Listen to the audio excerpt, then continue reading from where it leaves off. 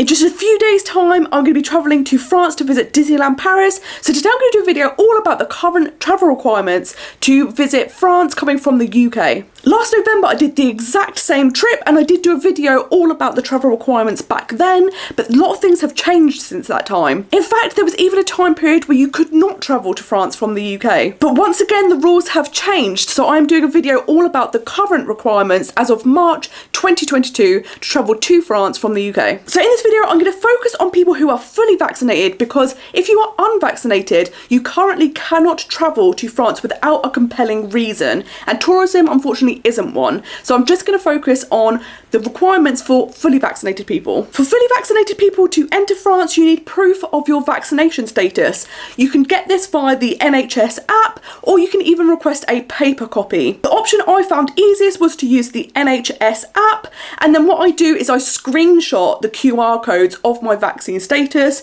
and then that way I don't need internet connection when I'm in France or to enter venues like Disneyland Paris. You need to have had your second vaccination at least 7 days in advance of your trip, or at least 28 days in advance of your trip if you've had the Johnson & Johnson vaccine. If your second dose was more than 9 months ago, you will need to have had a booster dose to enter France. The other requirements for fully vaccinated travellers are a sworn statement and to fill out an EU passenger locator form. The sworn statement is just a declaration to state you currently have no COVID symptoms. You can visit the French government's website where they have a sworn statement in English that you can print and fill out and take with you. Something that is new is the EU passenger locator form. You can fill this out in advance online, or you can leave it until you're at the airport and you may be asked at the airport or on the plane to do it. This is something I didn't need to do in November 2021, but it was a super simple process. I just went on the website, put in my details, and then I received an email with a QR code, so I'm all set to go. The rules are slightly different for children.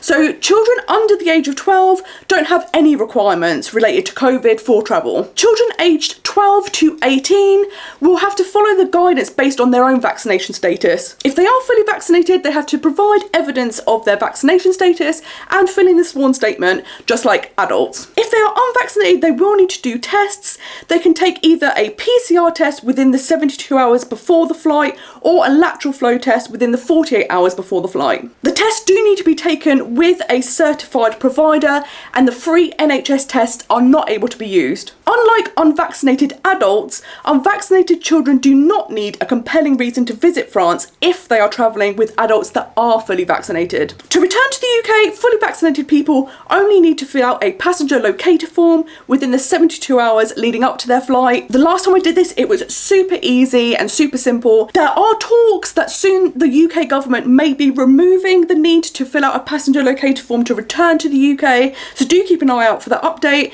and if that's the case, then fully vaccinated people will have to do nothing to return back to the UK. So one of the big differences between my November trip and this trip is fully vaccinated people no longer need to test at all, which makes it a lot simpler and a lot easier and a lot cheaper. For my last trip, I was worried, had I got everything done properly? Did I have all the forms I needed? And in fact, it was super simple. France were amazing at checking everything, and in fact, the UK really didn't check anything, which was kind of surprising. But it was very simple, very quick. I got through the airport in no time at all, so it's nothing to worry about. Down below, I will put a link in the description box that will contain the French website, so you can find out where to get your sworn statement and to fill out the EU passenger locator form, and the UK government website, so you can check what the latest updates are for when you're travelling. Something that is handy to have is the TousAntiCovid app. This is a French government app where you can upload your vaccine certificates and then you can scan it to enter venues.